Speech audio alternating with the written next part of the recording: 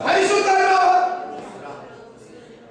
എന്റെ പിതാക്കന്മാരുടെ കാലം മുതൽ എനിക്ക് ഇങ്ങനൊരു വാക്കറിയില്ല. പക്ഷെ ആത്മാവിനെ എന്ത് ചെയ്തു? അത് പഠിപ്പിച്ചു.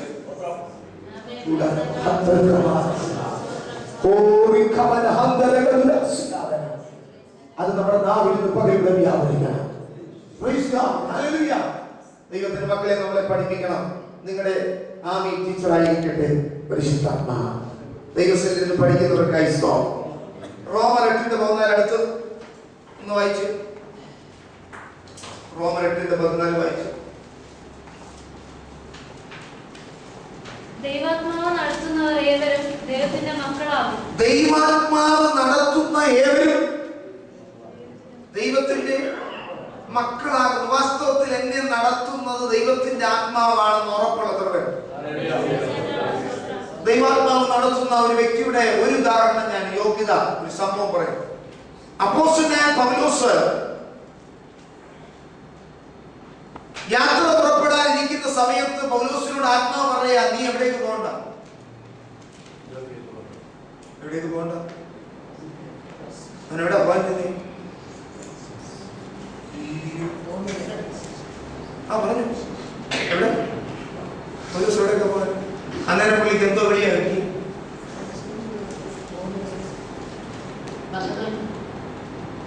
ഓക്കെ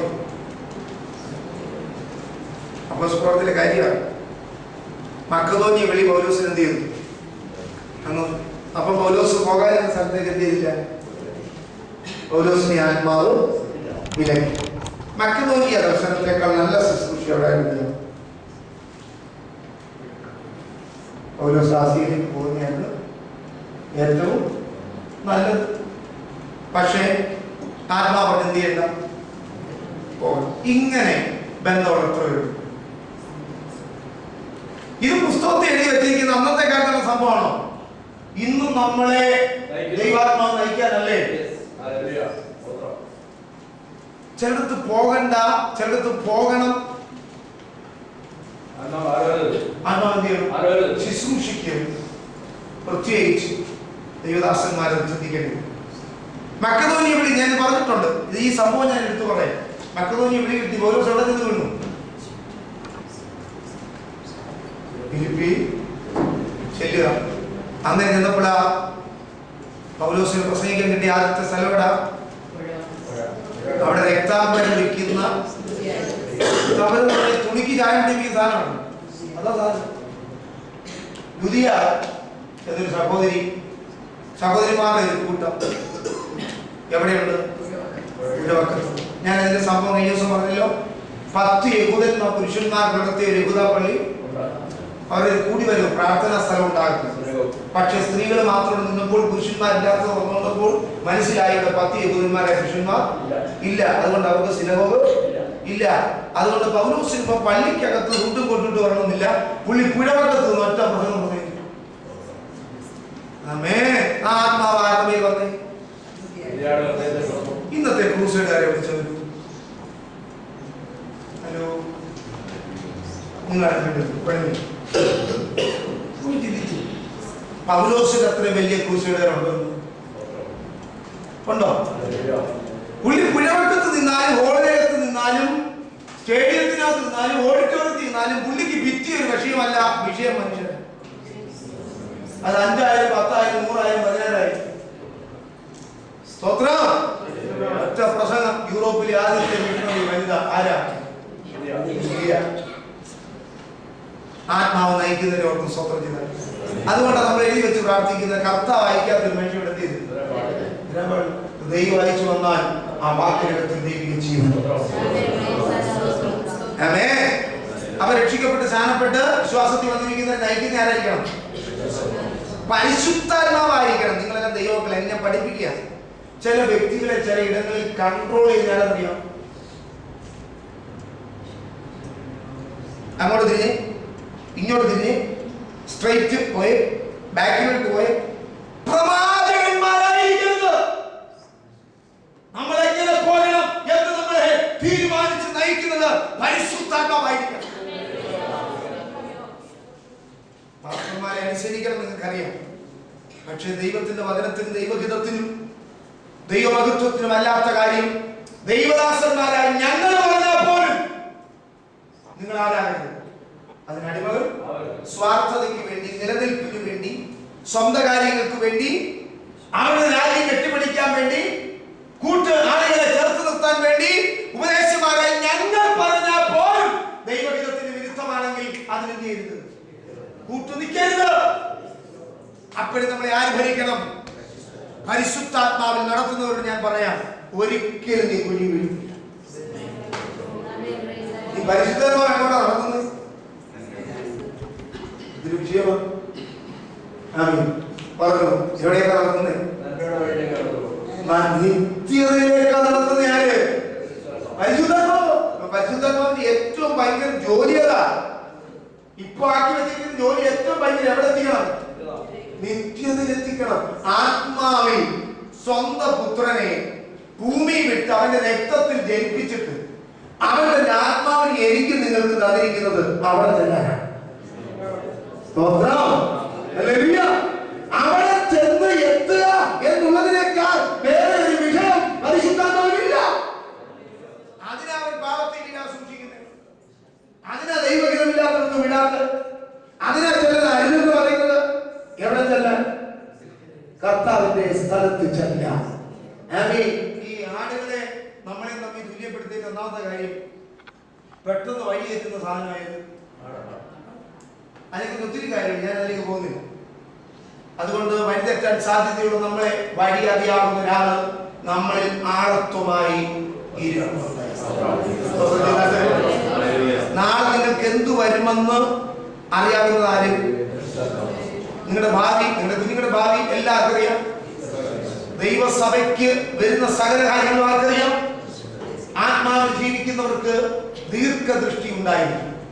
എന്ന് പറഞ്ഞാൽ ഏകദേശം കാസർഗോഡ് നിന്ന് പുറപ്പെടുമ്പോഴേ ആത്മാവിൽ ജീവിക്കുന്ന എറണാകുളത്തിരിക്കുന്ന നിനക്കറിയാം കാർമേഘം വരുന്നുണ്ടെന്ന്. ഇവിടെ കിട്ടിയവർക്ക് എത്ര ആത്മാവിൽ പ്രാർത്ഥിക്കുന്നവർ, ആത്മാവിൽ പഠിക്കുന്നവർ, ആത്മാവിൽ ജീവിക്കുന്നവര് വന്ന് മുറ്റത്ത് വന്ന് കൊട്ടി വീട്ടിനകത്ത് കസേര കയറി ഇരിക്കുമ്പം പെട്ടെന്ന് ഞെട്ടി ഉണർന്ന് കാണുന്നതല്ല ആത്മീയ ജീവിതം. ആമേ കാലേ കുട്ടി എനിക്ക് നിങ്ങൾക്കുമെതിരെ എന്തെല്ലാം പൊങ്ങി വരുന്നോ അതിനെ മുന്നമേ കാണാൻ കഴിയുന്ന ഒരു ആത്മാവാണ് പരിശുദ്ധാത്മാവ്. ഇസ്രായേൽ മക്കൾ മരുഭൂമിയിൽ യുദ്ധം കണ്ടിട്ട് അവര് ഭയന്ന് പിന്മാറിപ്പോകാതിരിക്കാൻ അവരെ അവിടെ എത്തിക്കണമെന്ന് കണ്ട കർത്താവ് വഴി മാറ്റി കൊണ്ടുപോയ ചരിത്രം ഇസ്രായേൽ ജനത്തിന്റെ മുൻപിലുണ്ട്. ഇത് പറഞ്ഞ് ഞാൻ നിങ്ങളിലേക്ക് ഓർക്കണം. വഴി അറിയാവുന്നവൻ, വഴിയുടെ ദുർഘടം അറിയാവുന്നവൻ, വഴിയുടെ സമാപ്തി അറിയാവുന്നവൻ, വഴിക്കകത്തുള്ള സകല നിയമങ്ങളും അറിയാവുന്നവൻ, നിത്യത വരെ കാണാൻ ചില വഴികൾ റൂട്ട് മാറ്റി ഇവിടം വരെ കൊണ്ടെത്തിച്ച വഴി അറിയാവുന്ന പരിശുദ്ധാത്മാവിന്റെ പ്രവർത്തിക്കായി നിറവേറ്റി കർത്താവിന്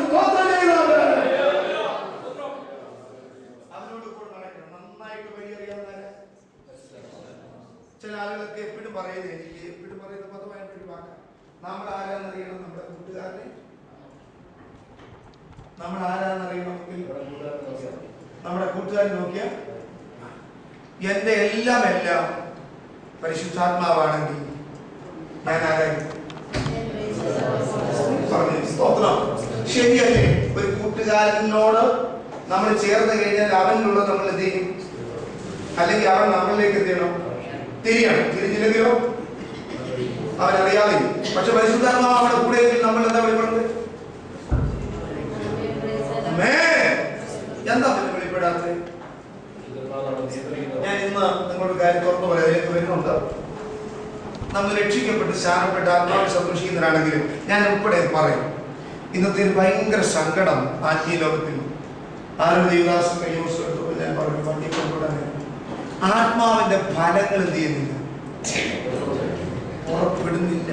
ഫലങ്ങൾ എന്ന് പറഞ്ഞാൽ സുവിശേഷം പറയാൻ പോയ കാര്യമല്ല. ആത്മാവിന്റെ ഫലങ്ങളുടെ ലിസ്റ്റ് ദൈവമക്കളിൽ നിന്ന് എന്ത് ചെയ്യുന്നില്ല, വെളിപ്പെടുന്നില്ല. ഫലം ഇല്ലെങ്കിൽ നല്ല ഒന്നാം തരം മരം എന്ത് ചെയ്യുന്നുണ്ട്, ഉപയോഗിക്കുന്നുണ്ട്. വളരെ അപകടമാണ്. നമ്മൾ ദൈവത്തിലേക്ക് വീണ്ടും വരും. ഈ ദിവസം അങ്ങനെ കാര്യം പ്രാർത്ഥിക്കുന്നവർക്കായി ഞാൻ ദൈവത്തിന് സ്തോത്രം ചെയ്യുന്നു. ആത്മാവിന്റെ ഫലങ്ങൾ നമ്മൾ വെളിപ്പെടണം. അപ്പൊ നമ്മളെ പരിശുദ്ധാത്മാവ് എന്ത് ചെയ്യുന്നു? വഴി വഴി അറിയാവുന്നവൻ, തക്ക തുണയായവൻ, എല്ലാം അറിയാവുന്നവൻ, നമ്മുടെ കൂടെ ഇന്ന് വഴി നടത്തുന്ന ബന്ധത്തിനായി ദൈവത്തിന് സ്തോത്രം ചെയ്താട്ടെ. എല്ലാവരും സ്തോത്രം പറഞ്ഞില്ല? ആമേൻ. അടുത്തത് പരിശുദ്ധാത്മാവിന് ഒരു ഘടീകരിക്കും പ്രത്യേകമായ 2 ചുമതലയുണ്ട്. പരിശുദ്ധാത്മാവിന് 2 ഉത്തരവാദിത്വമുണ്ട്, 2 ചുമതലകൾ.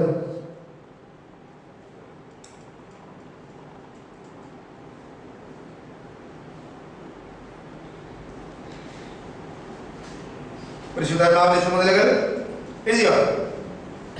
1, പരിശുദ്ധാത്മാവ് ആശ്വാസഭക്തനാണ്. ഇത് എപ്പോഴും നിങ്ങൾ ഓർത്തിരിക്കണേ. യോഹന്നാൻ 14:26. പരിശുദ്ധാത്മാവ് ആരാണ്?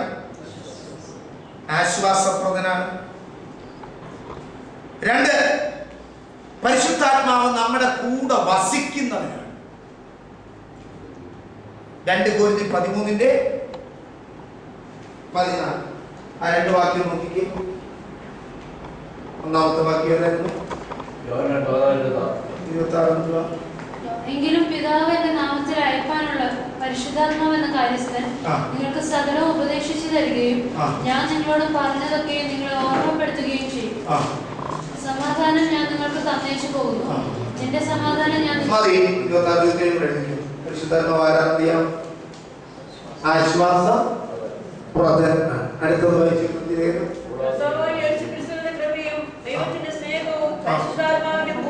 പരിശുദ്ധാത്മാവിന്റെ കൂട്ടായ്മ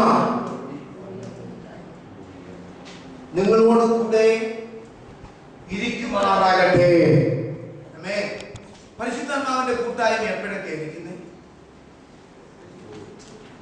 ഞായറാഴ്ച സഭായോഗത്തിൽ വന്നിരുന്നപ്പോൾ ശരിക്കും വചനം അറിയാമെങ്കിലും എപ്പോഴും നമുക്ക് അതുപോലെ ആകാൻ പറ്റുന്നില്ലല്ലോ. അതില്ലേ പരിശുദ്ധാത്മാവിന്റെ കൂട്ടായ്മ ഉപവാസ പ്രാർത്ഥന സമയത്ത് മാത്രമാണോ? പേഴ്സണൽ പ്രയറിലാണോ? ഗ്രൂപ്പ് പ്രയറിലാണോ? ഓൺലൈനിലാണോ? ഫാസ്റ്റിംഗ് പ്രയറിലാണോ? എപ്പോഴാ?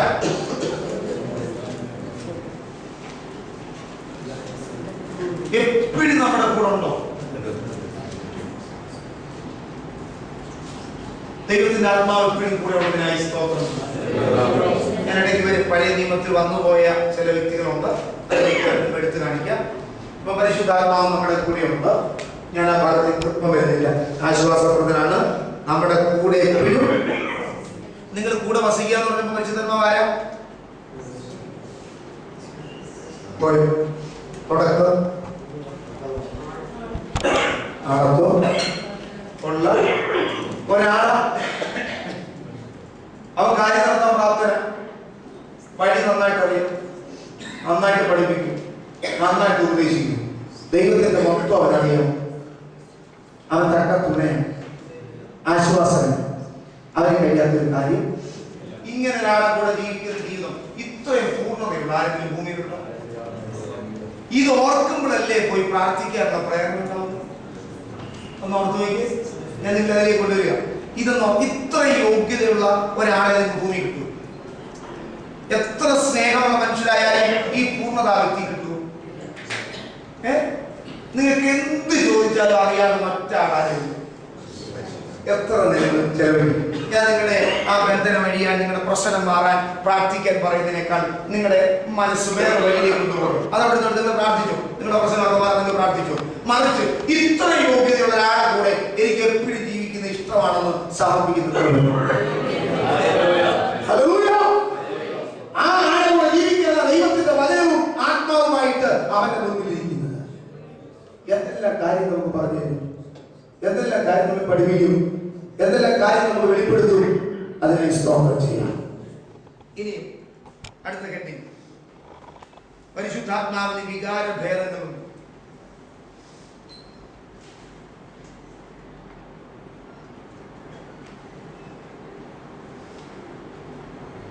എഴുതി മെയിൻ ഹെഡിങ് പരിശുദ്ധാത്മാവിന് വികാര ഭേദങ്ങൾ ഉണ്ട്. യെശയ്യാവ് 63:10 അതിനോട് ചേർന്ന് നിന്ദിക്കാനും കഴിയും. പരിശുദ്ധാത്മാവിനെ നിന്ദിക്കാനും കഴിയും. അതുകൂടെ ചേർന്നിരിക്കോ? വികാര ഭേദങ്ങളൊന്ന് ഹെഡിങ് എഴുതിയോ? ഒന്നാമത്തത് ദുഃഖിപ്പിക്കാൻ കഴിയും, അതിനോട് ചേർന്ന് നിന്ദിക്കാനും കഴിയും. യെശയ്യാവ് 63:10.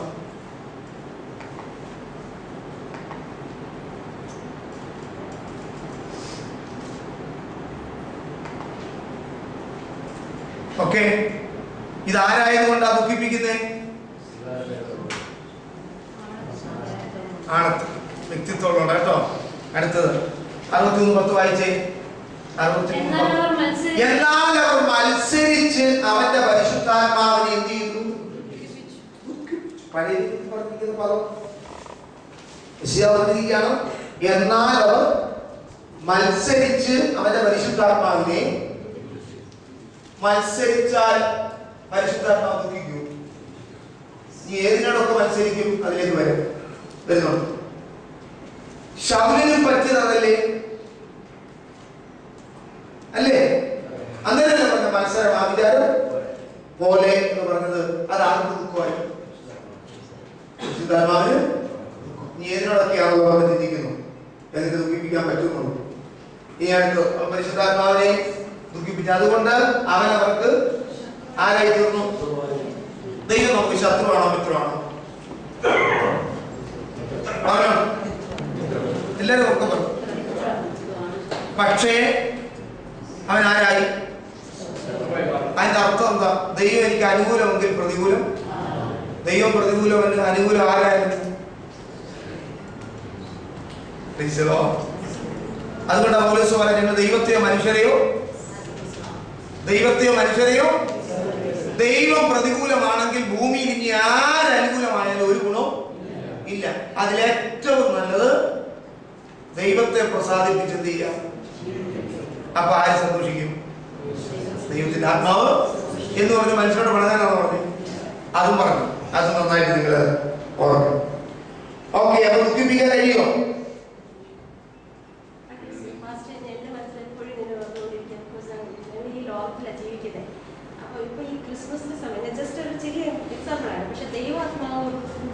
എല്ലാവരും ഭയങ്കര ഹാപ്പി ക്രിസ്മസ് നമ്മൾ ഇതൊക്കെ അനുഭവിച്ച് അറിഞ്ഞ് വന്നിട്ട് പരിശുദ്ധാത്മാവിനെ അറിയുന്നതുകൊണ്ട് അനുഭവിക്കുന്നതുകൊണ്ട് അവരുടെ കൂടെ അങ്ങനെ ചേരാൻ കഴിയുന്നില്ല. ഇപ്പൊ ഹാപ്പി ക്രിസ്മസ് എന്ന് പറയുന്ന ഒരു സമയമാണ് എല്ലാവരും. പക്ഷെ അത് തിരിച്ചങ്ങോട്ട് കൊടുക്കാൻ പറ്റില്ല. പക്ഷെ അതുമേ അത് മീൻസ് ഒട്ടും നമ്മളെ അത് സന്തോഷിപ്പിക്കുന്ന ഒരു കാര്യമല്ല. എന്ന് വെച്ചാൽ അവിടെ തിരിച്ച് അത് ഹാപ്പി ക്രിസ്മസ് സെൻഡ് ചെയ്യൂ, അത് പറയാൻ പറ്റില്ല. അതെനിക്കിപ്പോ പറയാൻ പറ്റുന്നില്ല, അന്നും ഇന്നും. അപ്പൊ ഒത്തിരി പേര് അത് ഇപ്പൊ ഒരു ദേഷ്യമുണ്ട്. അത് മാത്രമല്ല, അങ്ങനെ മുസ്ലിംസ് ഉണ്ട്, ഹിന്ദുസ് ഉണ്ട്. അവിടെയൊക്കെ ഓരോ വിശേഷം വരുമ്പോ അവരും നമ്മളെ സന്തോഷിക്കുന്ന പറയുന്നു.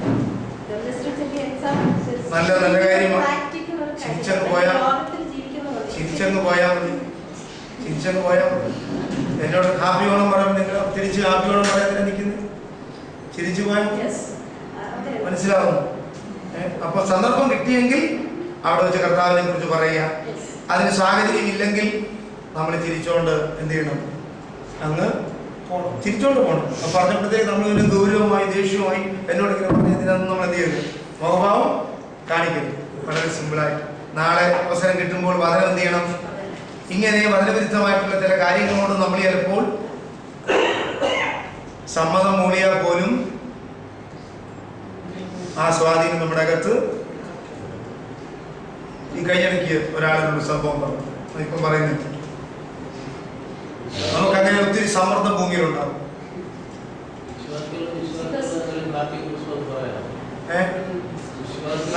അത്ര ആത്മീയ വിശ്വാസികൾ പറയാൻ പോവാം. ചന്ദ്രമ്പ്ര ഉദ്ദേശിച്ച വിശ്വാസി എന്ന് പറഞ്ഞാൽ വേറെ ദൈവങ്ങളാണെന്ന് എനിക്ക് മനസ്സിലായി. വിശ്വാസികൾ തമ്മിൽ പറയും പരിശുദ്ധാത്മാവിരിക്കുന്ന യേശുവിന്റെ മണവാട്ടി സഭയ്ക്ക് ഇച്ചിരി ബുദ്ധിമുട്ടുണ്ട്. ഓക്കെ, പല കാര്യങ്ങളും ഈ പല കാര്യങ്ങളും സാരമില്ല എന്ന് പറഞ്ഞ് നമ്മുടെ വിഷയമല്ല എങ്കിലും ഞാൻ പറയാം. കണ്ണടച്ച് കൊടുത്താണ് ദൈവസഭയ്ക്കകത്ത് ഈ ലോകം മൊത്തം നമ്മൾ ലോകക്കാരില്, ലോകത്ത് ജീവിക്കുന്നവരില് സാരമില്ല, ചെറിയ വിഷയമില്ലേ, കൊച്ചു പിള്ളേരില്ലേ, പോട്ട് എന്നൊക്കെ പറഞ്ഞാണ് IPCയിലെ ഒരു വലിയ നേതാവിനോട് പറഞ്ഞത്. ഇപ്പം വാർദ്ധക്യത്തിൽ വിശ്രമിക്കുക. സഹോദരി ചോദിച്ചപ്പം പെന്തിക്കോസിലെ ഇലക്ഷൻ തെറ്റാന്ന് ചോദിച്ചപ്പോൾ അദ്ദേഹം പറഞ്ഞു ഇന്നിങ്ങനെ ആയി പോകുമെന്ന് വിചാരിച്ചു. അറിയാം, ഇന്നിങ്ങനായി പോകുമെന്ന് വിചാരിച്ചു. അപ്പം അതിനാ ഒരു പണിക്കലില് മുളയിലെ ചിലർ എന്ത് ചെയ്യണം, വേർപാട് പാലിക്കേണ്ടത്. ഞാനൊരു കാര്യം പറയാം, അപ്പം നിങ്ങൾക്ക് നിന്നെ ഉണ്ടാകും, പക്ഷെ നിങ്ങൾ പറഞ്ഞ കാര്യം സത്യമാണെന്ന് നാളെ ദൈവം നിങ്ങളെ കൊണ്ട് ചെയ്യും.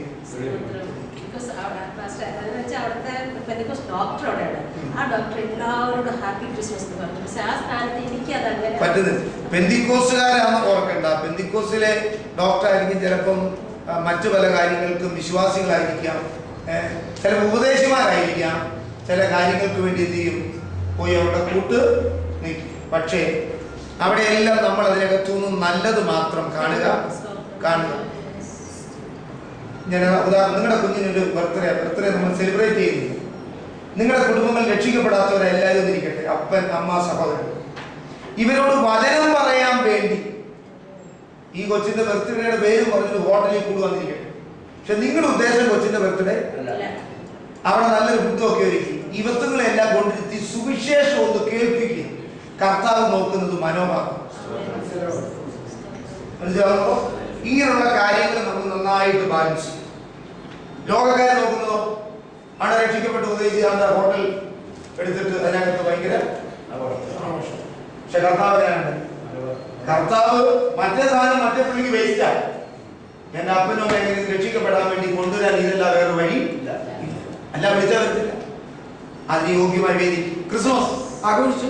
നമുക്ക് പറ്റിയ സമയമില്ലേ കർത്താവിനെ കുറിച്ച്? എന്റെ കർത്താവിനെ കുറിച്ച് ഈ സമയത്ത് പ്രസംഗിച്ച എല്ലാവരും എന്ത് ചെയ്യും? കേൾക്കും. നമുക്ക് എത്ര നല്ല സമയമാണ്. ഹിന്ദുക്കൾ പറയുന്നത് സൂര്യഭഗവാന്റെ ദിവസമാണ്. നീ എന്തോ പറഞ്ഞോട്ടെ, യേശു ജനിച്ചെന്നുള്ളത് സത്യമാണ്. അവൻ ക്രിസ്തു ഉള്ളിലുള്ളത് സത്യമല്ലേ? എന്റെ കർത്താവിനെ കുറിച്ച് 4 പേരോട് പറയാൻ എത്ര നല്ല സമയമാണ്. അത് നിങ്ങളങ്ങ് ഉപയോഗിച്ചു. നമ്മുടെ വിഷയത്തിലേക്ക് മടങ്ങി. ഓക്കെ, എല്ലാം നല്ല ഉദ്ദേശത്തോട് കൂടി ചെയ്യും. അപ്പൊ നമ്മൾ വായിക്കുന്നത് എന്തുവാ? പരിശുദ്ധാത്മാവിനെ ദുഃഖിപ്പിക്കുക, നിന്ദിക്കുകയൊന്നും ചെയ്യാൻ പറ്റുമോ? വിശ്വാസിക്ക് ചെയ്യാൻ പറ്റുമോ? അടുത്തത് അപ്പോസ്തലപ്രവൃത്തി 5:3 വ്യാജം കാണിക്കുന്നു.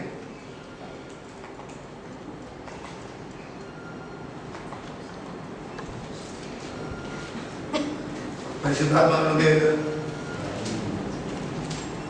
എഴുതിയോ? അപ്പോൾ പത്രോസ് അനന്യാസേ, നീ പരിശുദ്ധാത്മാവിനോട്. ഞാൻ ഈ ഭാഗത്തെ കുറിച്ച് ഇവിടെ ശനിയാഴ്ച ക്ലാസ് എടുത്തപ്പോൾ പറഞ്ഞിട്ടുണ്ട്. ഇവിടുത്തെ ദൈവങ്ങൾക്ക് അറിയാം.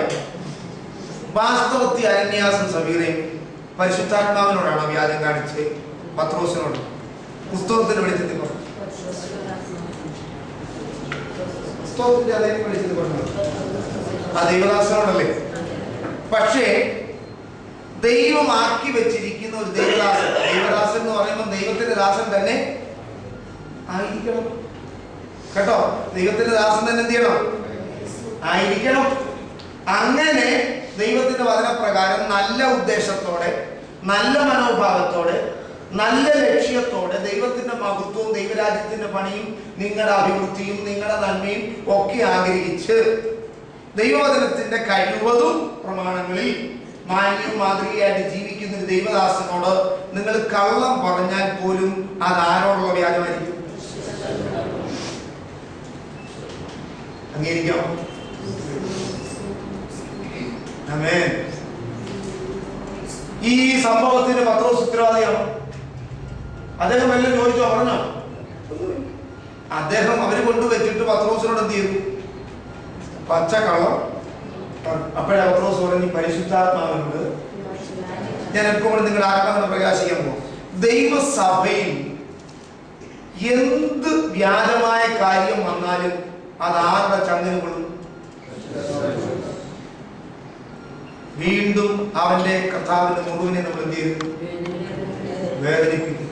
ദൈവസഭയിൽ നിയമസഭ പ്രശ്നമില്ല, പാർലമെന്റ് പ്രശ്നമില്ല, കോടതി പ്രശ്നമില്ല, പഞ്ചായത്ത് പ്രശ്നമില്ല.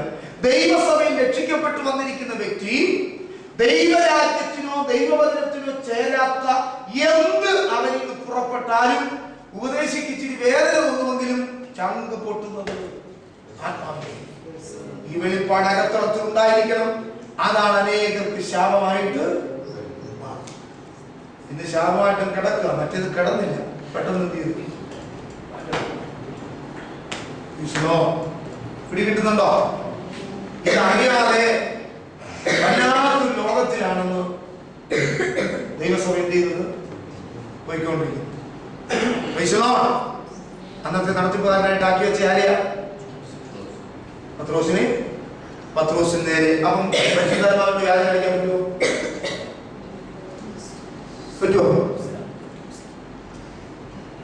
ഈ ഇവിടെ നിങ്ങൾ കേട്ടിട്ടില്ല, പല വേദിയിലൊക്കെ ഇല്ലാത്ത സാക്ഷ്യങ്ങൾ അടിച്ചുകൊണ്ട് പോവുകയാണ്.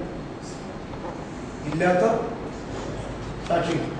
അപ്പൊ നമ്മളിത് കേൾക്കുമ്പോഴത്തേക്ക് ഗ്ലോറിയ ലേലിയൊക്കെ പറഞ്ഞിട്ട് കാര്യം കൂടി അടുത്ത പ്രോഗ്രാം വെച്ചു. ഈ സ്റ്റേജിൽ 1 മണിക്കൂർ കൊടുത്തതിന് ചെക്ക് ചെയ്തോണം.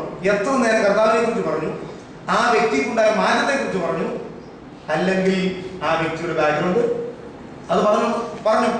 പക്ഷെ മാറ്റം പറയണം. പക്ഷേ മറ്റുള്ളവർക്ക് അത് അനുഗ്രഹമാകാൻ ശരിക്കും ഉയർത്തേണ്ട ആരും കർത്താവിനെ. ഒത്തിരി ഇല്ലാത്ത കാര്യങ്ങൾ വേദിയിൽ പറയുന്ന ലോകത്തിൽ ഞാൻ നിങ്ങൾ ജീവിക്കും. ഇത് ആരോടുള്ള വ്യാജം? നമുക്ക് ദൈവദാസന്മാരുടെ കണ്ണു വെട്ടിക്കാം, വിശ്വാസിയുടെ കണ്ണു വെട്ടിക്കാം, പക്ഷെ പരിശുദ്ധാത്മാവിനെ കണ്ണു വെട്ടിക്കാൻ പറ്റൂ? നിങ്ങൾ നോർത്തു വയ്ക്കേ, അതല്ലേ ആത്മാവിലെ കാണുന്നത്. അതുകൊണ്ട് ഞാൻ പറയുന്നു, ദുഃഖിപ്പിക്കാനും കഴിയും, നിന്ദിക്കാനും കഴിയും, വ്യാജം കാണിക്കാനും കഴിയും. എന്തുകൊണ്ട്? അവൻ വെറും ഒരു ശക്തി അല്ലാത്തത് കൊണ്ടും അവനൊരു വ്യക്തിത്വം ആഴത്വം ഉള്ളത് കൊണ്ടും അവൻ നമ്മുടെ കൂടെ വസിക്കുന്നവനായതുകൊണ്ടും അവൻ നാം ചെയ്യുന്ന വചനവിരുദ്ധമായ സകലത്തിനും അവന് ദുഃഖം ഉണ്ടാകും. ഉറപ്പായോ? സ്തോത്രം. അങ്ങനെ ദൈവത്തിന്റെ വചനത്തിൽ നാം വിശ്വസ്തരായി ജീവിക്കണം. അടുത്തത് മത്തായി 12:11. ദൈവദൂഷണം പറയാൻ എതിരെ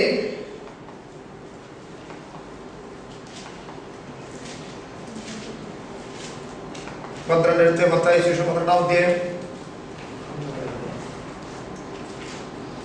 അവനവരോട്, നിങ്ങളിൽ ഒരുത്തിനൊരു ആടുണ്ടെന്നിരിക്കട്ടെ, അത് ശബത്തിൽ കുഴിയിൽ വീണാൽ 12:31. അതുകൊണ്ട് ഞാൻ നിങ്ങളോട് പറയുന്നത്, സകല പാപവും ദൂഷണവും മനുഷ്യരോട് ക്ഷമിക്കും, ആത്മാവിന് നേരെയുള്ള ദൂഷണമോ ക്ഷമിക്കുകയില്ല. കർത്താവ് പറഞ്ഞ വാക്കാണ്. സകല പാപവും ദൂഷണവും. കർത്താവിനെ കുറിച്ച് പറഞ്ഞിരിക്കുന്ന ക്ഷമയുടെ സംഖ്യ എത്ര?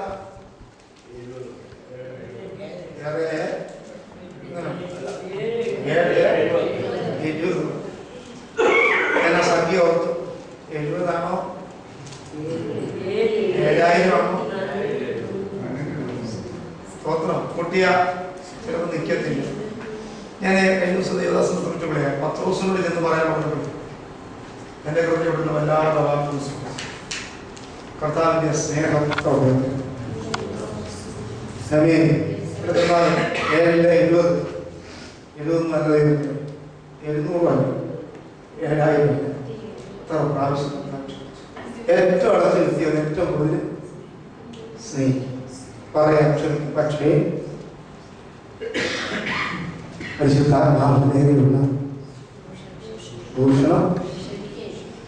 നിങ്ങൾക്ക് ബോധ്യമല്ലാത്തൊരു കാര്യത്തിൽ നിങ്ങൾ യെസും പറയില്ല, നോയും പറയുമ്പോ ഒരാൾ പ്രവചിച്ചു, അത് റോങ് ആയിരുന്നു.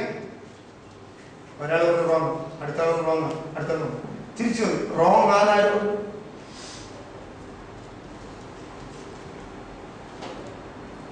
നിങ്ങളൊരാൾ പ്രവചിച്ചാൽ തെറ്റാണ് ശരിയാണ്, നിങ്ങൾക്ക് എന്ത് ചെയ്യും?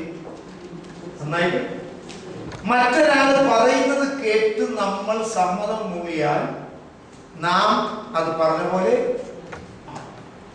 അല്ലെങ്കിൽ വചനം കൊണ്ടോ പരിശുദ്ധാത്മാവ് കൊണ്ടോ ക്ലിയറായി ബോധ്യമായിരിക്കണം അത് റോങ്. തൻ്റെ ഇടത്തോടെ പറയാം, 100% ഉറപ്പോടെ പറയാം അത് തെറ്റായിരുന്നു എന്ന് പറയണമെങ്കിൽ ആത്മാവ് നമ്മുടെ ഉള്ളത്തിൽ ഇടണം. ഗൗരവമായി എടുക്കണം. അങ്ങനെ നിങ്ങൾക്ക് ബോധ്യമില്ലാത്തൊരു കാര്യത്തിൽ, ഊഹാപോഹത്തിൽ, സംശയത്തിൽ, തോന്നലിൽ, ആക്ഷനിൽ, പ്രകടനങ്ങളിൽ, അവ വ്യക്തിയുടെ ഒരു രീതിയിലും അത് ദൈവാത്മാവല്ല ആണ് എന്ന് നിങ്ങൾക്ക് യേശു പറയാൻ പറ്റില്ല. നിങ്ങൾ പറയണമെങ്കിൽ അത് ആത്മാവ് നിങ്ങൾക്ക് തീരണം. അങ്ങനെ പറഞ്ഞവരൊക്കെ അനുഭവിക്കുന്നത് നമ്മൾ ഭൂമിയിൽ നിന്ന് കണ്ടോണ്ടിരിക്കുകയാണ്. എനിക്ക് പേടിയാണ്. ഞാൻ സംശയം ഇന്നലെ ഒരു ആന്റി വിളിച്ചു. അപ്പം അവർക്ക് പരിചയമുള്ള അച്ഛനും രണ്ട് ദേവദാസന്മാർ ചെന്നു. അവരുടെ പ്രാർത്ഥിച്ചു. അപ്പൊ അവരുടെ ഗേറ്റിന്റെ അവിടെ നിന്നും വീടിന്റെ പുറകിൽ മണൽ കൂട്ടിയിട്ടുണ്ട്. അവിടെ നിന്നൊക്കെ തവിടെടുത്തു. പിന്നെ അവരകത്ത് പ്രാർത്ഥിക്കുമ്പോൾ തന്നെ വീട്ടിനകത്ത് ജോലിക്കാരെ പുറത്ത് വിട്ട് വീടിന്റെ പല ഭാഗത്തു നിന്നും നോട്ടുകൾ എടുത്തു. 100-ന്റെ 20-ന്റെ 50-ന്റെ. അത് കഴിഞ്ഞിട്ട് ഇവരെ രണ്ടുപേരുടെ ഉള്ളില് തകിട് റാണെന്ന് പറഞ്ഞ് അതും പുറത്തു വന്നു. അങ്ങനെ ചോദിച്ചാൽ അതെങ്ങനെ പുറത്തു വന്നു? ഛർദ്ദിച്ചൊന്നുമില്ല, വെറുതെ സാരിയൊക്കെ ഒന്ന് കൊടുത്ത് നോക്കാൻ പറഞ്ഞപ്പോൾ ഉള്ളിൽ പോയത് പുറത്തു വന്നെന്ന് പറഞ്ഞ് അതും എടുത്തു. അപ്പൊ എന്നെ വിളിച്ചിട്ട് ചോദിച്ചു എന്തുവാ? എനിക്കറിയില്ല, പക്ഷെ ഇതുവരെ ഒന്നും കേട്ടിട്ടില്ല.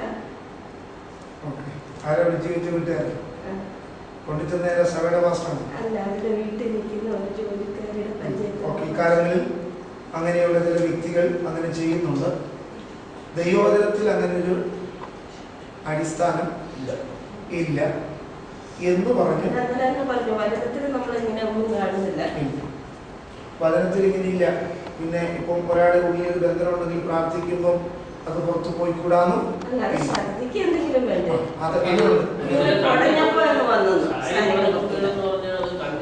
അതിന് വേദശാസ്ത്രം സപ്പോർട്ട് ചെയ്യുന്നില്ല.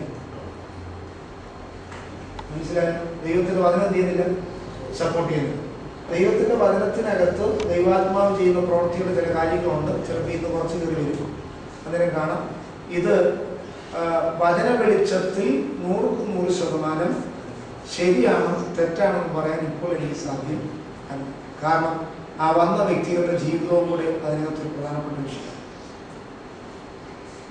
ഇപ്പൊ സിസ്റ്റർ പറഞ്ഞതിന്റെ വെളിച്ചത്തിൽ എനിക്ക് യെസ് നോയും പറയാൻ പറ്റുന്നില്ല. വേദോസ്തവത്തിൽ ഇല്ലാത്ത ശുശ്രൂഷയൊന്നും ദൈവത്തിൻ്റെത് അല്ല, ദൈവത്തിൻ്റെതല്ല. അപ്പൊ ഈ വേദപുസ്തകത്തിൽ ഇല്ലാത്ത ശുശ്രൂഷ എന്ന് പറയുമ്പോൾ ഈ കർത്താവ് ചെയ്യുന്ന ഓരോ ശുശ്രൂഷയ്ക്കും അതിനടിസ്ഥാനപരമായി ബന്ധപ്പെട്ട ആശയങ്ങളോ അർത്ഥങ്ങളോ പദങ്ങളോ എവിടെയെങ്കിലും ബൈബിളിൽ ഉണ്ട്.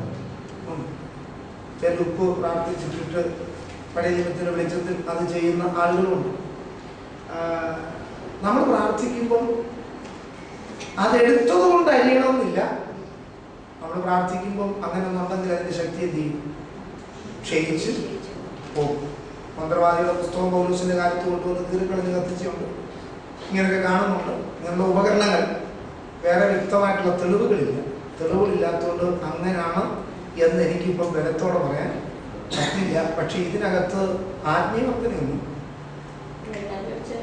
ഇല്ല. എന്റെ പലകളാ പറയുന്നത്, ആത്മീയവർദ്ധനൊന്നും ഇല്ല. അതുകൊണ്ട് ആ മനുഷ്യൻ ദൈവമനുഷ്യനാണ് എന്നുള്ളത് എനിക്ക് ആ ജീവിതം അറിയത്തില്ല. ദൈവമനുഷ്യനാണെങ്കിൽ അദ്ദേഹത്തെ ഏൽപ്പിച്ചായിരുന്നു. പക്ഷെ പുസ്തകത്തിൽ അതിന് തെളിവ്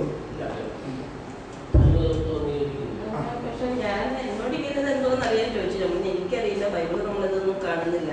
പിന്നെ അവരുടെ ആ വിഷയത്തിന് അതിനൊരു നമുക്ക് നോക്കാറുണ്ട്. അത് അന്ന് തന്നെ വീണ്ടും പ്രശ്നമായിരുന്നു. അവിടുന്ന് എടുത്തോണ്ട് വലിയ ഗുണമൊന്നുമില്ല. അത്രയും സ്ഥലത്ത് വേണേ കപ്പ വല്ലതും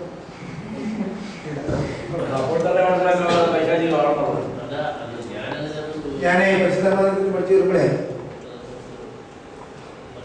നമ്മളിത് അഭിഷേകമുണ്ട്. ഇന്നലെ കേട്ടപോലെ അഭിഷേകത്തിന് സകല ബന്ധങ്ങളെ അയക്കാൻ ഏറ്റവും കൂടുതൽ ആത്മാവ് ഫോക്കസ് ചെയ്യുന്നത് നമ്മുടെ നിത്യതയാണ്.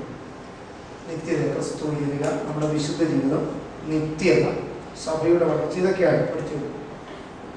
അതുകൊണ്ട് അതിനപ്പുറത്തേക്ക് ആളുകൾക്ക് ഇതുകൊണ്ട് ആത്മീയവർദ്ധനവും കിട്ടത്തില്ല, വചനവും പിടികിട്ടിയിട്ടില്ല. ഇത് കഴിഞ്ഞ ശേഷം വല്ല മാറ്റം ഉണ്ടോ എന്ന് ചോദിച്ചാൽ ഉണ്ടെങ്കിൽ ദൈവികം, ഇല്ലെങ്കിൽ ദൈവികം. ഓക്കെ, ഞാൻ ആ കാര്യത്തിൽ എനിക്ക് ഉറപ്പ് പറയാം. വചനത്തിലില്ലെന്ന് മാത്രം തന്നെ എടുത്തോളൂ. ഞാൻ അതിനകത്ത് അറിയാൻ വയ്യാത്തതുകൊണ്ട് മാറിയല്ല, ഇപ്പം പറയാൻ ശ്രമിക്കുന്നു.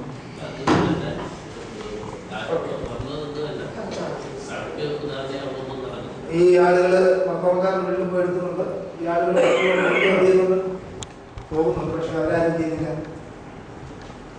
അതാക്കിലേക്കൊന്നും വരുന്നു. ആയിക്കോട്ടെ, ദൈവത്തിച്ചൊക്കെ ചെയ്യട്ടെ. ഈ വിഷയത്തിലേക്ക് വരാം. ഞാൻ എന്ത് പറഞ്ഞത്? ദൈവത്തിന്റെ ആത്മാവിനെ എന്ത് ചെയ്തത്? നിങ്ങൾക്ക് ബോധ്യമില്ലാത്തൊരു വിഷയത്തിൽ നിങ്ങൾ എന്ത് ചെയ്തു? ഒന്നും നിങ്ങൾക്ക് ബോധ്യം ഉണ്ടായിരിക്കും. നമ്മൾ പല കാര്യങ്ങളും കേൾക്കുന്നത് പോലല്ല പല സംഭവങ്ങളുടെയും പിന്നിൽ. ആളുകൾ ഈ പറഞ്ഞു വരുമ്പോൾ അവതരണത്തിന് ഭയങ്കര വ്യത്യാസം ഉണ്ടാകും. വാക്കുകളൊക്കെ മാറും. നടന്ന പോലെ ആയിരിക്കത്തില്ല നമ്മൾ എന്ത് ചെയ്യുന്നത്, കേൾക്കുന്നത്. അതിന് കൈയടിച്ചാൽ നമ്മൾ ആരായി മാറും? അതിന് കൂട്ട്. അതുകൊണ്ട് ഒരിക്കലും ഒരാളെ ഒരു കാര്യം കേട്ടിട്ട് ഇതാണ് ശരിയെന്ന് ഒരാൾക്ക് എപ്പോഴും പറയാൻ പറ്റില്ല. പറഞ്ഞതിനകത്ത് സത്യം ഉണ്ടായിരിക്കാം, ഇല്ലായിരിക്കാം. പക്ഷെ അതുപോലെ നമുക്കെന്ത് വിശ്വസിക്കാൻ പറ്റത്തില്ല. മനസ്സിലാവുന്നു? അതുകൊണ്ട് പറയുകയാണ്, പല കാര്യങ്ങളും നമ്മൾ കേൾക്കുന്നതൊക്കെ പലപ്പോഴും ഈ വാട്സപ്പിൽ വരുന്നതൊക്കെ ഒത്തിരി സത്യമില്ലാത്ത കാര്യങ്ങളുണ്ട് കേട്ടോ. സത്യമില്ലാത്ത കാര്യങ്ങളുണ്ട്. എപ്പോഴും നന്മയേക്കാൾ ആളുകൾ എടുത്തു കാണിക്കുന്നത് എന്തുമായിരിക്കുന്നുണ്ട്? ഒരു നല്ല വിടുതൽ നടന്ന സാക്ഷി ഒരാൾ പറഞ്ഞാൽ പോലും അത് പറയുന്നില്ല.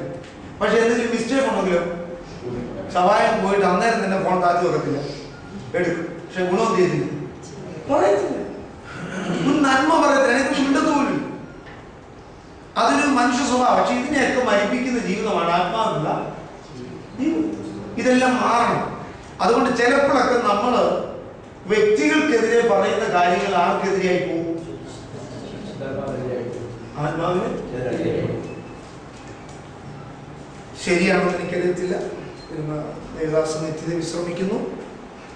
ഒരു പാവം പിടിച്ചൊരു ദേവദാസൻ പ്രാവശ്യം ഒരു സമയം കഴിച്ചപ്പോൾ വളരെ പുച്ഛഭാവത്തിൽ നിന്നയോടെ അവസരം കൊടുക്കാതെയോ അവഗണിക്കുകയോ വേദനയോടൊരു വാക്ക് പറഞ്ഞിറങ്ങി പോയി എന്നാ ഞാൻ കേൾക്കുന്നത്. അങ്ങനെയാണെന്ന് എനിക്ക് പറയാൻ പറ്റുമോ?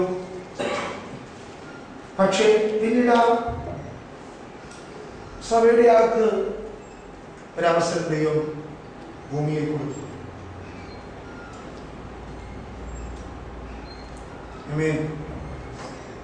നമ്മൾ ഈ വലിപ്പം, ഞാൻ തുറന്നു പറയുന്നത്, ഭയങ്കര വലിപ്പമുള്ള ആളുകളെ കാണും ആത്മാവ് ജീവിക്കുന്നത് ഒട്ടും വലിപ്പമില്ലാതെ വരുന്നത്. അവരെ കാണാനുള്ള കണ്ണ ഇന്നത്തെ സഭയ്ക്ക് ഉണ്ടാകുന്നത്. അവരെയാണ് നമ്മൾ ഏറ്റവും അധികം ഞാനെ ബഹുമാനിക്കേണ്ടതെന്ന് പറഞ്ഞത്. എനിക്ക് വ്യക്തിപരമായിട്ട് അടുത്തറിയ ആളുകളെ അറിയാം. ആത്മാവ് ജീവിക്കുന്ന എത്രയോ നല്ല നല്ല നല്ല ദൈവദാസന്മാർ. പക്ഷെ അവരെ ആരും എന്ത് ചെയ്യുന്നില്ല. അവർ പ്രസിഡന്റ് അല്ല, സെക്രട്ടറി അല്ല, അവർ ട്രഷറല്ല, അവര് ആരുമല്ല. പക്ഷെ അവരെ സ്നേഹിപ്പാനുള്ള ഹൃദയം എന്നാൽ ഒരു കൂട്ടം ജനത്തിന് ആ ഹൃദയം ദൈവം കൊടുത്തിട്ടുണ്ട്. അവരെ തിരിച്ചറിയാൻ, അവരെ സ്നേഹിക്കാൻ, അവരെ ശുശ്രൂഷിക്കാൻ, അവരെ ആദരിക്കുന്നവർ. ഞാൻ ആ ഭാഗം അങ്ങനെ പറഞ്ഞവിടെ അവരുടെ ടോപ്പിക്കല്ല. പക്ഷെ എങ്കിലും ആത്മാവിന് ദുഃഖം വരുന്ന ഒരു വാക്കും പ്രവൃത്തിയും നമ്മളുടെ വെളിപ്പെടരുത്. ഇപ്പം ഒരു വ്യക്തിക്കുണ്ടാകുന്ന വേദന പോലും ആർക്ക് ദുഃഖമായിരിക്കും?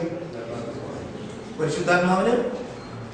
ഈ ദൈവദാസന്മാരെ കുറിച്ച് പറഞ്ഞിരിക്കുന്നത്, ദൈവദാസന്മാർ സന്തോഷത്തോടെ വേല ചെയ്യാൻ ദൈവജനം എന്ത് ചെയ്യണം? ഇവിടുത്തെ മുഖ്യമന്ത്രി ഭരിക്കണമെന്ന് വിചാരിച്ചാലും ഇവിടുത്തെ ജനം സമ്മതിക്കൂ? ഒരിക്കൽ ഭരിക്കണമെന്നുണ്ടോ? രൂപ ജനം കൊണ്ടു. പക്ഷെ ജനങ്ങൾ എന്ത് ചെയ്യത്തില്ല, സമ്മതിക്കത്തില്ല. അപ്പൊ അത് ഞരങ്ങിക്കൊണ്ടാ. പിന്നെ പോലീസും എല്ലാം ഇവരുടെ കയ്യിലായതുകൊണ്ട് സംഗതി 5 കൊല്ലം മൂത്ത് ദൈവസഭയ്ക്ക് അത് പറ്റത്തില്ല. ദൈവദൂതന്മാരെയും കർത്താവ് കൊണ്ടുണ്ടെങ്കിലേ കാര്യം നടക്കത്തുള്ളൂ. എന്നാൽ പറഞ്ഞിരിക്കുക, ദൈവദാസന്മാർ ഞരങ്ങിക്കൊണ്ട് വേല ചെയ്യാൻ നിങ്ങൾ എന്ത് ചെയ്യരുത്? അനുവദിക്കരുത്. അനുവദിച്ചാൽ നിങ്ങൾക്കത് നന്ന്, ആത്മാവിന് ദുഃഖമാണ്. അത് അനേകരിൽ ശാപം ഉണ്ടായിട്ടുണ്ട്. സ്തോത്രം. അതുകൊണ്ട് സന്തോഷത്തോടെ അവർ ജനത്തെ നടത്താൻ വേല ചെയ്യാൻ നമ്മൾ എന്ത് ചെയ്യണം? ഇടം ഓരോ ദൈവദാസന്മാരുടെ ബന്ധത്തിൽ, തമ്മിൽ ദൈവമക്കളുള്ള ബന്ധത്തിൽ, ശുശ്രൂഷയുള്ള ബന്ധത്തിൽ, സകലത്തിലും നമ്മൾ ആത്മാവിന് എന്ത് വരാൻ പാടില്ല? ദുഃഖം വരാൻ പാടില്ല. ഞാൻ നിങ്ങളോട് ക്ഷമിക്കും. പക്ഷെ ആത്മാവ് നേരെയുള്ള ദൂഷണം, അന്യഭാഷ ചെയ്ത് ഈ ചില ആളുകൾ പ്രസംഗത്തിൽ അന്യഭാഷ പറഞ്ഞു കാണിക്കുന്നു. എനിക്കതിനോട് വലിയ യോജിപ്പ്. ചില ആളുകൾ പ്രസംഗിക്കുന്ന പ്രസംഗത്തിന്റെ കൂട്ടത്തിൽ അന്യഭാഷ പോഷ്ക പറയുന്ന പോട്ടെ, പക്ഷെ അന്യഭാഷ നമ്മുടെ പാഴിപ്പിച്ച് പ്രസംഗിക്കുന്ന ദേവദാസന്മാരുണ്ട്. ആ അമ്മാമ അന്യഭാഷ പറയുന്നത് ഇങ്ങനെയാണ്, ഈ അച്ഛൻ അന്യഭാഷ പറയുന്നത് ഇങ്ങനെയാണ്, ആ ബ്രദർ അന്യഭാഷ പറയുന്നത് ഇങ്ങനെയാണ്. ഇതെന്റെ നാവിലെടുക്കാൻ എനിക്ക് ഇനി രണ്ട് കാര്യം പറയും. ഒന്നിൽ ആ മനുഷ്യൻ അന്യഭാഷ പറഞ്ഞത് ആത്മാവിനാണെങ്കിൽ ദൈവത്തിന് ഇഷ്ടമല്ലേ? ഇഷ്ടമല്ലേ? രണ്ടാം മനുഷ്യൻ ഭോഷ്കില പറഞ്ഞെങ്കിൽ ആ ഭോഷ്കിന്റെ വാക്ക് ഞാൻ എന്തിനാ ഏറ്റെടുക്കണം? നിങ്ങൾ പഠിക്കും. രണ്ട് കാര്യമാണല്ലോ. ഒന്ന്, ആ മനുഷ്യൻ അന്യഭാഷ പറഞ്ഞത് ആത്മാവിലാണെങ്കിൽ ആർക്ക് ഇഷ്ടമാണ്? ദൈവത്തിന് ഇഷ്ടം. രണ്ട്, ആ മനുഷ്യൻ ഭോഷ്കിലും വ്യാജത്തിലുമാ പറഞ്ഞതെങ്കിൽ അത് ഞാൻ ഏറ്റെടുത്ത് പറയേണ്ട ആവശ്യമുണ്ട്. ഇതിരിക്കുന്നതിന് പുതിയ വ്യക്തിക്ക് ദൈവമേ ഉണ്ടാകുമോ? അവന് പ്രാപിക്കുന്ന മനസ്സുണ്ടാകുമോ? അതുകൊണ്ട് അന്യഭാഷ എന്ന വാക്കിനെ നാം ഒരിക്കലും തീരുന്നു. അതാരുടേതാ? അത് അവൻ പറഞ്ഞിരിക്കും, അവൻ പഠിപ്പിച്ചത്, അത് അവന്റെ സ്വത്ത നമ്മൾ വെച്ചിരിക്കാൻ സ്വന്തം ചെയ്താണ്. അത് ആഗ്രഹിക്കുന്നവർക്കായി ഞാൻ ആ ഭാഗം അത്ര നിർത്തുക. ഒരിക്കലും നമ്മുടെ ജീവിതത്തിൽ നിന്ന് അവരെതിരെ ദൂഷണം, അത് ദൈവസഭയിൽ ദൈവിക ശുശ്രൂഷയ്ക്കെതിരെ ഉയരുന്ന സകല ശബ്ദങ്ങളും ആർക്കെതിരെയുള്ളതായിരിക്കും? പരിശുദ്ധാത്മാവിനെതിരെ ഉള്ളതായിരിക്കും. ഓക്കെ. അപ്പൊ സകല ഭാവവും ദൂഷണമോ മനുഷ്യരോട് ക്ഷമിക്കും, ആത്മാവിന് നേരെയുള്ള ദൂഷണമോ. എനിക്കങ്ങനെ അറിയാവുന്ന വീടുണ്ട് കേട്ടോ. പഴയ വിദ്യാഭ്യാസമൊക്കെ ഉള്ള മനുഷ്യന്. ആ കുടുംബത്തിന്റെ അവസ്ഥ പിന്നീട് വളരെ ദാരുണം. പ്രവാചകരെ ഓടിക്കുന്ന വീട്, പ്രവചിക്കുന്നവരെ നിന്ദിക്കുന്ന വീട്, അന്യഭാഷയെ പള്ളു പറയുന്ന വീട്, പിന്നീട് വളരെ ദുഃഖകരമായ അവസ്ഥയിലാണ്. വളരെ പുരാതനമായ വിശ്വാസത്തിലുള്ളത്. നാം ദൈവത്തിന്റെ എല്ലാ ശുശ്രൂഷകളെയും അംഗീകരിക്കുന്നത് ദൈവാത്മാവിന് പ്രസാദം. നാം ദൈവത്തിന്റെ എല്ലാ ദാസന്മാരെ അംഗീകരിക്കുന്നത് ദൈവാത്മാവിന് പ്രസാദം. ഒരിക്കൽ പോലും ദൈവവചനത്തിന്റെ കാര്യമെടുത്ത് നാം അത് വ്യാജമായി ഉപയോഗിക്കരുത്. അത് കർത്താവിന് ദുഃഖമാണെന്ന് ഈ പാഠത്തിൽ നമ്മൾ പഠിക്കും.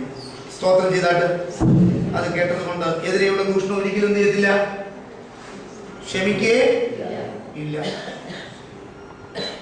അടുത്തത്, അതുകൊണ്ട് പരിശുദ്ധാത്മാവ് ഒരാളത്വമായതുകൊണ്ട് അവൻ നമ്മുടെ സാക്ഷിയാണ്, ആശ്വാസപ്രദനാണ്, പങ്കാളിയാണ്.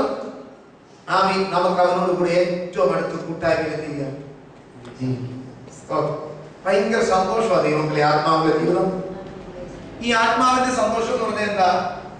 സ്വർഗത്തിൽ ചെന്ന് അനുഭവിക്കാൻ പോകുന്നതിന്റെ അല്പം നമ്മൾ ഇവിടെ വെച്ച് എന്ത് ചെയ്യും? അനുഭവിക്കും. അപ്പൊ അവിടെ ചെല്ലുമ്പോൾ നീതി, സമാധാനം, സന്തോഷം മാത്രമേ. അടുത്തത് മെയിൻ ഹെഡിങ്, സെക്കൻഡ് ദൈവത്വം. ഇതുവരെ നമ്മൾ കണ്ടെന്തുവാ? ആളത്വം, ആളത്വത്തിനുണ്ടാകുന്ന പ്രത്യേകതകളൊക്കെ പഠിച്ചു വന്ന്. ഇനി അടുത്ത മെയിൻ ഹെഡിങ് പരിശുദ്ധാത്മാവിന്റെ ദൈവത്വം. ദൈവത്വം ദൈവത്വം. അപ്പൊ പരിശുദ്ധാത്മാവ് ഒരു വ്യക്തിയാണ്, നമ്മൾ എന്ത് ചെയ്തു? കണ്ടു. എന്നാൽ അവൻ മനുഷ്യനല്ല, മനുഷ്യ ശരീരവും. തെറ്റിദ്ധരിക്കില്ല എല്ലാവരും കേട്ടോ. പരിശുദ്ധാത്മാവ് ആരല്ല? മനുഷ്യനുമല്ല, മനുഷ്യ ശരീരവും അവന് ഇല്ല. പക്ഷേ ഒരു വ്യക്തിക്കുണ്ടായിരിക്കുന്ന എല്ലാ വിശേഷങ്ങളും ആർക്കുണ്ട്? പരിശുദ്ധാത്മാവിന് ഉണ്ട്. അവൻ സർവശക്തനായ ദൈവമാണ്, അതിന് തുല്യമാണ് ഉള്ളതെന്ന് നമ്മൾ പഠിക്കാൻ പോകാം. ദൈവത്വം. പരിശുദ്ധാത്മാവിന്റെ ദൈവത്തിന്റെ ലക്ഷണങ്ങളുണ്ട്. എഴുതിക്കും.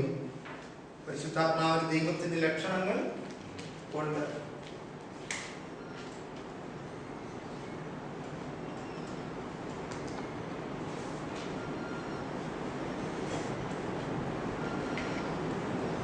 ഒന്ന്, ദൈവം എന്ന് പറയുന്ന ആരാ? നിത്യനാണ്. നിത്യത മുതൽ നിത്യത വരെ ഉള്ളവനാര്? ദൈവം. ഇതുപോലെ ദൈവിക ലക്ഷണമാണ് പരിശുദ്ധാത്മാവിനെ കുറിച്ച് എഴുതാൻ പോകുന്നത്. അവൻ ദൈവമാണ്, ദൈവത്വമാണ്, തുല്യസ്ഥാനമാണ്, ത്രിയേകനാണ് എന്നുള്ളതിന്റെ പദത്തിൽ ചേർക്കാൻ പോവാം. അപ്പം ദൈവം നിത്യനായിരിക്കുന്ന പോലെ പരിശുദ്ധാത്മാവും നിത്യാത്മാവാണ്. ഒന്നാമത്തെ എ, ദൈവത്വം എന്നുള്ളതിന്റെ എ. പരിശുദ്ധാത്മാവ് നിത്യാത്മാവാണ്. ഹെബ്രായർ 9:14 വാക്യം. എബ്രായർ 9:14. എന്താ പൗലോസ് പറഞ്ഞിരിക്കുന്നത്?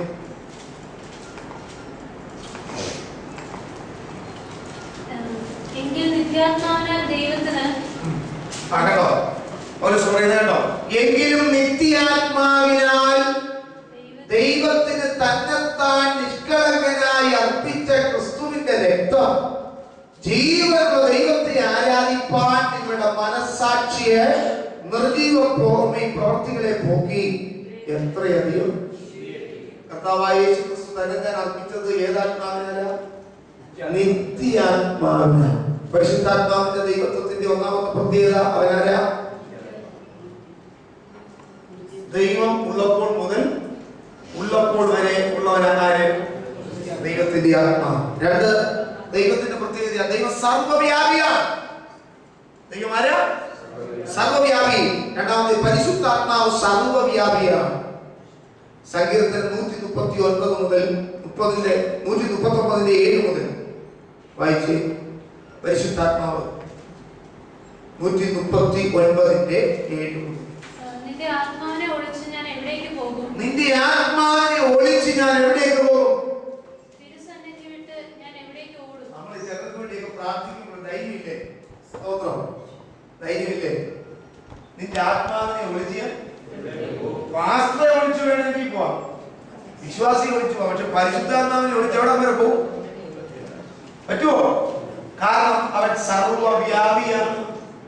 ഏത് ഭൂഖണ്ഡത്ത് പോയി പറഞ്ഞാലും, വെള്ളത്തിന് അടിത്തട്ടി ചെന്നാലും, ഭൂമിയുടെ അറ്റത്ത് ചെന്നാലും ദൈവത്തിന്റെ ആത്മാവ് അവൻ എന്ത് ചെയ്യും? അവൻ നിന്റെ ആത്മാവിനെ ഒളിച്ച് ഞാൻ എവിടേക്ക്? തിരുസന്നിധി വിട്ട് ഞാൻ എവിടേക്ക്? അടുത്ത വാക്യം. ഞാൻ സ്വർഗ്ഗത്തിൽ കയറിയാൽ നീ അവിടെയുണ്ട്. കേട്ടോ? പാതാളത്തിൽ എന്റെ കിടക്ക വിരിച്ചാൽ നീ അല്ല, അവിടെയുണ്ട്. എവിടായി? അതായി ദൈവാത്മാവ് ചില രഹസ്യങ്ങളെയൊക്കെ എന്ത് ചെയ്യും? ആർക്കും അറിയാൻ വയ്യാത്ത കാര്യം വെളിപ്പെടുന്നു. കേട്ടോ? ദൈവത്തിന് അറിയാൻ വയ്യാത്ത കാര്യം ചില ദൈവദാസന്മാര് ജ്ഞാനാത്മാവിൽ എന്ന് പറഞ്ഞ ഈ സ്വർഗീയമായ കൃപാവരങ്ങളുടെ കേവലം പ്രസംഗമോ പഠിപ്പിക്കലോ അല്ല, പുരാതനമായിട്ട് പറഞ്ഞു കിടക്കുന്ന കാര്യങ്ങളെ ആത്മാവിൽ വെളിപ്പാട് കൊടുത്ത് ദൈവം തന്റെ ദാസന്മാരെ കൊണ്ട് ചെയ്യും. അതിലൂടെ മനസ്സിലാക്കുന്ന ദൈവം ആരാ? സർവ അവന് സകല കാര്യവും അറിയാം. ആ ദൈവത്തെ സ്വീകരിക്കാൻ നമുക്ക് അത് നിമിത്തം എന്ത് ചെയ്യണം? ഇടയായി തീരണം. ഓക്കെ, അടുത്ത വാക്യം. സ്വർഗത്തിൽ കയറിയാൽ നീ അവിടെയുണ്ട്. പാതാളത്തിൽ എന്റെ കിടക്ക വിരിച്ചാൽ നീ അവിടെയുണ്ട്. പാതാളത്തിൽ കിടക്ക വിരിച്ചാൽ അവിടെയുണ്ട്. കേട്ടോ? അടുത്തത്. ഞാൻ ഉഷസ്സും ചിറക് ധരിച്ച് സമുദ്രത്തിന്റെ അറ്റത്ത് ചെന്ന് പാർത്താൽ അവിടെയും നിന്റെ കൈ എന്നെ നടത്തും. ഞാൻ ഈ കാര്യം പറയാം. നമ്മുടെ വാക്ക്, പ്രവൃത്തി, ചിന്ത, പെരുമാറ്റം, സകല രഹസ്യം, പരസ്യം മുഴുവനും കർത്താവിന് പക്കല് പോലെ കണ്ടുകൊണ്ടിരിക്കും. അവൻ നിന്റെ ആത്മാവിൽ നമുക്ക് ഒരു കാര്യവും ഇപ്പൊ നിങ്ങൾ അടുത്തിരുന്ന് ഇങ്ങനെ ചെറുതായിട്ട് കുറുകുറുത്താലും ആ വാക്ക് കുത്തുകോമയില്ലാതെ ആർക്കറിയാം? കർത്താവിന്. അങ്ങനെ ദൈവാത്മാവ് ചിലപ്പോൾ വിളിച്ചു പറഞ്ഞിട്ടുണ്ട്, ബ്രദറെ ഇപ്പോൾ നീ പറഞ്ഞ വിഷയം ഇന്നതല്ലേ, ഇപ്പോൾ നീ ചിന്തിച്ച വിഷയം ഇന്നതല്ലേ. ഇങ്ങനെ ദൈവത്തിന്റെ ആത്മാവിൽ ദൈവദാസന്മാരെ വിളിച്ചു പറഞ്ഞിട്ടുണ്ട്.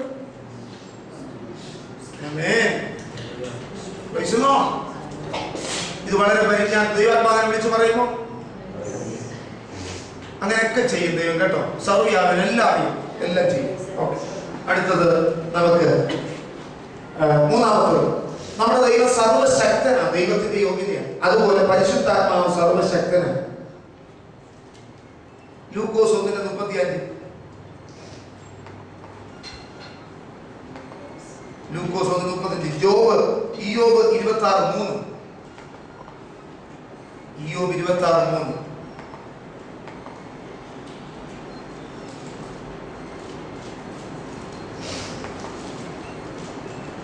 വായിക്കാമോ? ലൂക്കോസ് 1:35. സർവശക്തനാണോ?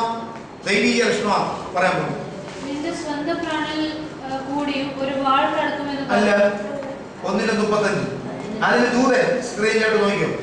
പരിശുദ്ധാത്മാവ് നിന്റെ മേൽ വരും, അത്യുന്നതന്റെ ശക്തി നിന്റെ മേൽ എന്ന് പറഞ്ഞാൽ ഭൂമിയിൽ സംഭവിക്കാത്ത അസാധാരണമായ ഒരു സൃഷ്ടി ചെയ്യുന്ന, അസാധാരണമായ പ്രവൃത്തി ചെയ്യാൻ പോകുന്ന സംഭവമാണ് യേശുക്രിസ്തുവിന്റെ ജന്മം അത് ആരിൽ സംഭവിക്കും?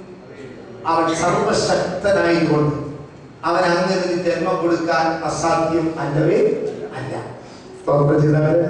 ദൈവത്തിന്റെ ആത്മാവ് എല്ലാം സംഭവിക്കും. ഒത്തിരി വാക്തത്വമില്ലേ പാസ്റ്ററെ?